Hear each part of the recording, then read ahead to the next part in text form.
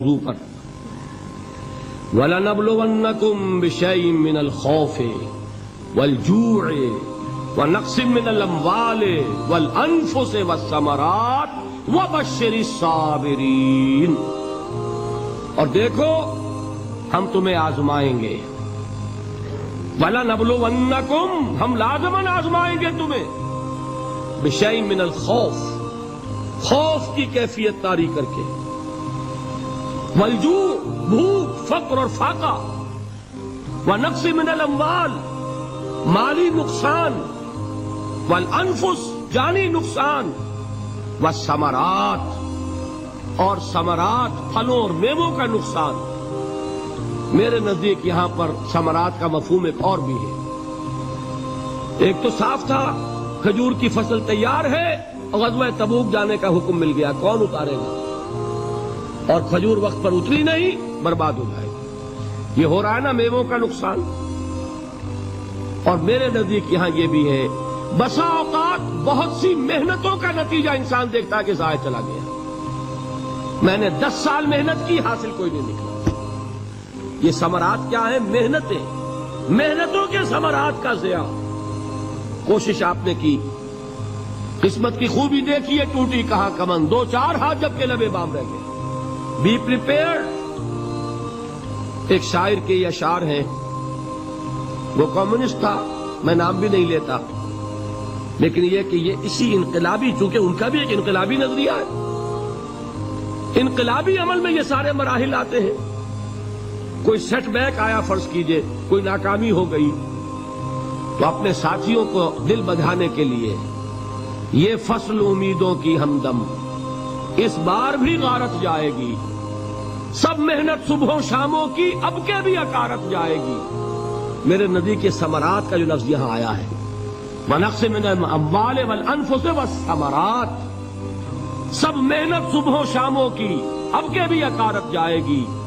دھرتی کے کونوں کھدروں میں پھر اپنے لہو کی کھاد بھرو، پھر مٹی سینچو اشکوں سے، پھر اگلی رت کی فکر کرو، پھر اگلی رت کی فکر کرو، جب پھر ایک بار اجڑنا ہے۔ ایک فصل پکی تو بھر پایا، تب تک تو یہی کچھ کرنا ہے۔ ایک مقصد ہے سامنے، انقلاب برپا کرنا ہے۔ ایک کوشش ناکام ہو جائے کوئی پرواہ نہیں، نیکسٹ، پھر تیار رہو ناکامی کے لیے۔ ایسا نہ ہو جو انگریزی میں کہتے ہیں hope for the best but be prepared for the worst. ایسا نہ ہو کہ دوسری مرتبہ ناکام ہو کے بددل ہو جاؤ، تمہاری ہمتیں جواب دے جائیں، نہیں، پہلے سے تیار رہو کہ دوسری مرتبہ بھی ناکامی آئے تو آئے، لیکن جب تک کہ کامیابی حاصل نہیں ہوتی ہمیں یہ کام کیے چلے۔ دیکھیے سیرت میں آیا کہ نہیں یہ واقعہ؟ بدر میں مسلمانوں کو فتح ہوئی تو احد میں زک پہنچی کہ نہیں؟ 70 صحابہ شہید ہوئے کہ نہیں؟ اگر ان کی ہمتیں جواب دے جاتی تو گاڑی کیسے چلتی آگے؟ تو فرمایا وَلَنَبْلُوَنَّكُمْ بِشَيْءٍ مِّنَ الْخَوْفِ وَالْجُوعِ وَنَقْصٍ مِّنَ الْأَمْوَالِ وَالْأَنفُسِ وَالثَّمَرَاتِ۔ ہم تمہیں لازماً آزمائیں گے، خوف کی کیفیت سے، فقر و فاقے کی کیفیت سے، بھوک سے، جان کے نقصان سے، مال کے نقصان سے، محنتوں کے حاصل کے ضائع ہو جانے سے۔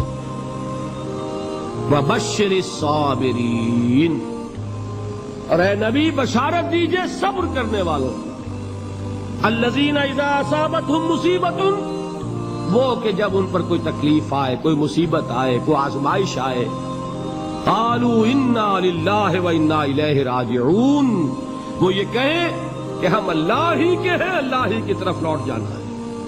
یہ وہی انداز ہے جو میں نے فارسی کا شعر سنایا تھا آپ کو کہ سرے تسلیم خم ہے جو مزاج یار میں آئے۔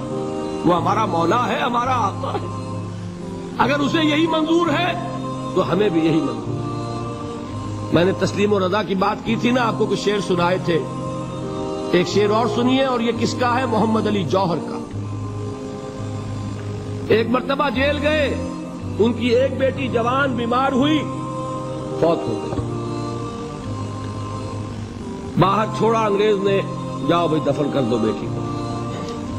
دوسری مرتبہ جیل گئے، دوسری جوان بیٹی اسی مرض میں مبتلا ہوئی، اب یہ جیل میں ہے، خبر پہنچی کہ دوسری بیٹی کے اوپر بھی اسی مرض کا حملہ ہوا ہے۔